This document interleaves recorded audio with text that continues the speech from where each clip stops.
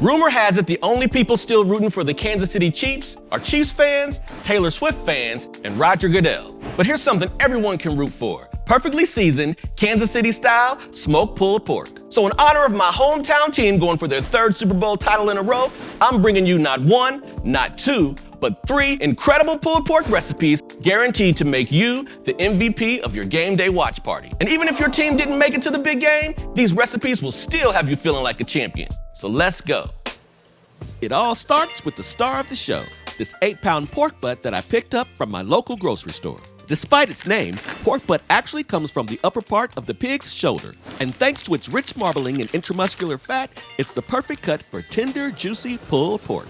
After removing it from the packaging, lightly score the fat cap. This seemingly small step will make a big difference. It helps the seasoning penetrate the fat layer, promotes even rendering, and gives you that perfectly barked exterior that everybody loves. To get the best results, use a sharp knife to make shallow cuts in a crosshatch pattern no more than 1/4 inch deep. And after the fat cap is completely scored, we'll hit it with a little mustard to act as a binder for our seasoning. The mustard creates a thin layer that holds the rub in place during the smoking process. And if you're worried that your pulled pork will have a mustard flavor, don't be. During the long cooking process, the mustard essentially cooks off, leaving you with a perfectly seasoned bark without any noticeable mustard flavor.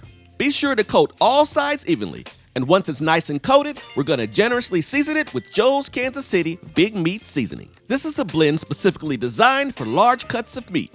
It contains more sugar compared to rib rubs and aids in caramelization. Plus, if you want Kansas City-style pulled pork, it doesn't get more Kansas City than Joe's. When seasoning large cuts of meat like this, be very generous with the amount you use. Large cuts of meat can handle a lot of seasoning, so be sure to season the top, bottom, and the sides. Also, be sure to rub the seasonings into the meat and let sit for 15 minutes to let the flavors meld together. And insert a thermometer into the thickest part of the meat to monitor the internal temperature when cooking. Once the meat is prepped, place on the smoker fat side down and cook at 225 degrees Fahrenheit. Cook low and slow until it reaches an internal temperature of 200 degrees Fahrenheit. Be prepared for the temperature to stall between 150 and 170 degrees Fahrenheit, but don't wrap just yet. Continue cooking unwrapped until it reaches 190 degrees Fahrenheit. At that point, wrap it tightly in aluminum foil and finish cooking. For an 8-pound pork butt, expect a smoke time of anywhere between 15 and 18 hours. After it reaches temperature, remove it from the foil and let it rest until it's cool enough to handle. This will make pulling the pork much easier. To do this, start by sliding off the top layer of fat to uncover the main muscle. Next, work your fingers underneath the meat to loosen it from the bone and slide it completely off. Discard the bone along with any visible cartilage which is typically found beneath the bone, and remove any excess fat that won't easily shred into the meat. If the pork is still hot to the touch, you can pull it into manageable chunks to allow it to cool down further. After that, shred it into smaller, bite-sized pieces using your hands or 2 forks. Be sure not to discard too much fat because you'll want to incorporate both the fat and the bark into the meat. This enhances both the flavor and texture. The fat will help keep the meat tender and juicy, and the bark will help distribute that smoky seasoning throughout. For maximum tenderness, pull along the meat's natural grain. After the pork is pulled, we'll want to bring its temperature below 40 degrees Fahrenheit as quickly as possible. This is a technique developed by Joe's KC to maintain the pork's quality and prevent moisture loss. So once your pork is completely pulled, cover tightly with plastic wrap. This creates a steaming effect, locking in moisture and enhancing the meat's flavor. And since we'll be preparing 3 different recipes, portion the pulled pork into 3 relatively equal parts. When finished, place in the freezer and rapidly cool until it reaches 40 degrees Fahrenheit. Then remove and keep refrigerated, and we're ready to make our first dish. Pulled pork sliders are the perfect way to kick off the party. Begin by spreading 1 to 2 cups of French's crispy fried onions evenly on a baking sheet. After that, place them in an oven preheated to 350 degrees Fahrenheit and bake for 5 minutes. While the onions are warming, we'll need to prepare the Hawaiian rolls. Carefully remove them from the packaging and leave the rolls connected as a single slab to make slicing easier. Use a serrated bread knife to make clean cuts without squishing the rolls too much. Place one hand gently on top of the rolls to keep them steady, and using a gentle sawing motion, slice through the rolls evenly without tearing. Next, place the rolls in a 9x13-inch baking dish, then remove the tops and set aside for later. Now, arrange a layer of smoked provolone cheese over the rolls, overlapping the slices as needed to ensure full coverage. Next, add a layer of pulled pork. Spread it evenly across the rolls until the cheese is completely covered. This should take about 2 to 3 cups. Since the pork is cold, you can warm it slightly to make spreading easier, or you can gently pull it apart to break it up like I'm doing here. And once you're finished with your pork layer, it's time for some Joe's Kansas City barbecue sauce. Add a good amount of Joe's or your favorite Kansas City barbecue sauce over the meat. KC barbecue sauce is known for its sweetness, so use about 4 to 6 ounces. After that, we'll add one more layer of smoked provolone cheese. The cheese isn't just for the flavor. It creates a barrier that prevents the bread from getting too soggy, while also helping to hold the sliders together when slicing. If you haven't already done so, remove your onions from the oven and add them as your next layer. Use about 1 to 2 cups, and after that, add the top bun back to the sliders, and we're ready to make our glaze. Start with 1/2 cup of melted butter. Then add 1/2 tablespoon of Worcestershire sauce. And to that, we'll add 1/2 tablespoon of Dijon mustard. Then add 1 teaspoon of dried minced onion. And to finish it off, 1 tablespoon of brown sugar. Now give this a mix and I guarantee it's gonna be fire. After everything is well blended, add your glaze to the top of the sliders. A brush can help evenly distribute the glaze across the top of the rolls, ensuring every bite is flavorful. Go slow and steady, allowing the glaze to seep into all the crevices. And don't skip the edges. Make sure to coat them as well so that every slider has that golden, buttery finish.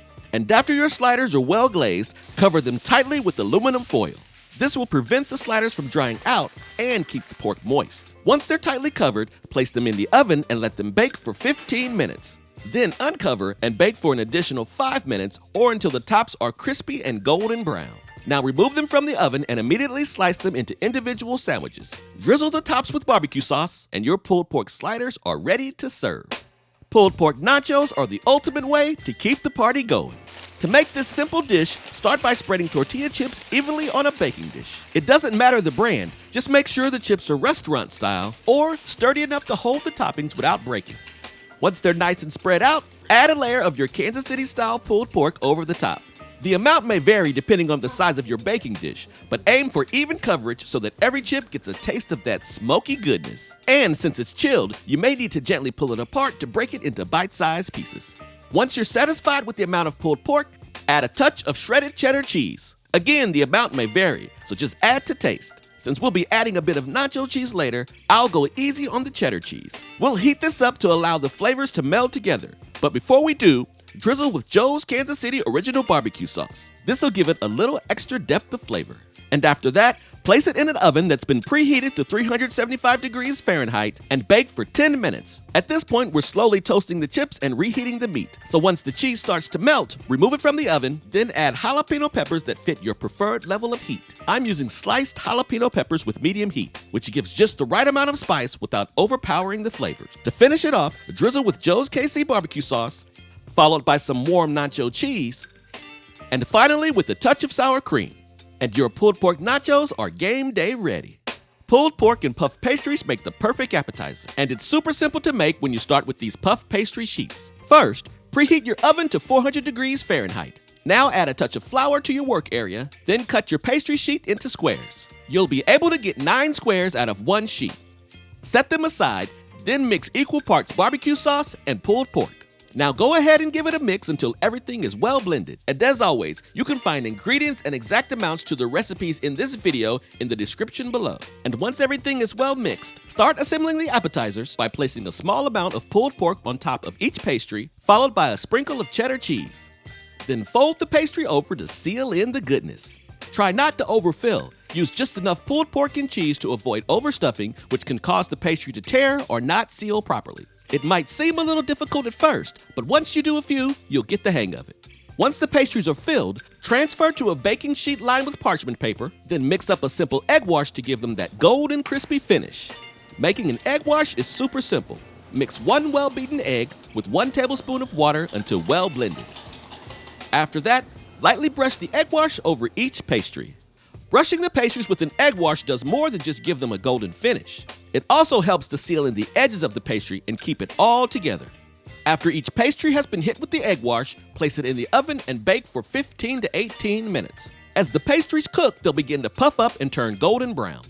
After that, your pulled pork appetizers are ready to eat. Oh yeah, the Chiefs pulled off another incredible win, no pun intended, and these Kansas City-style pulled pork recipes are here to make this Super Bowl one for the books. From sliders to nachos to puff pastries, you've got everything you need, whether you're rooting for or against my team. If you think the Chiefs are going to win the Super Bowl, hit that like button below, and if you want them to lose, hit that like button below. The game is played on the field, not in the comments, but that doesn't mean it's not worth trying. So leave your comments below and then check out another video. Thanks for watching, and I'll see you next time.